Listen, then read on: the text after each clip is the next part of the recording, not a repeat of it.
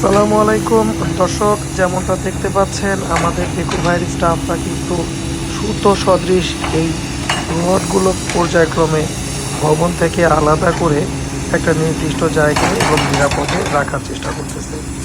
এই রডগুলো দেখতে সুতোর মতো হলেও এখানে 18-20 মানে 10 থেকে 18-20-25 মিলি পর্যন্ত রড কিন্তু এই ভবন থেকে আমরা নিষ্কাশন করতেছি এবং আমাদের হ্যামার প্রচণ্ড ব্যস্ততার সাথে কাজ করে যাচ্ছে, আপনারা দেখতে পাচ্ছেন।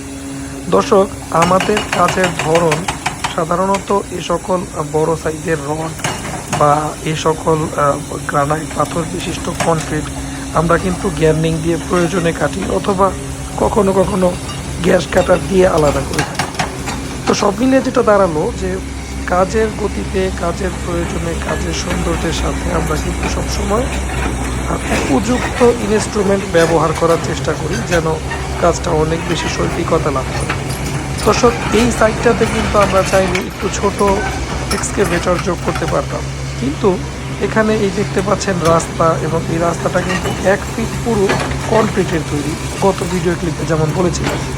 ফলে এই জায়গাটা কিন্তু কাজ করার জন্য আমরা অবশ্যই হেভি ওয়েট এবং শক্তিশালী মেশিনের প্রয়োজন, যেমনটা আমরা ক্যাট এই 320B মডেলের গাড়িটা আমরা ব্যবহার করেছি।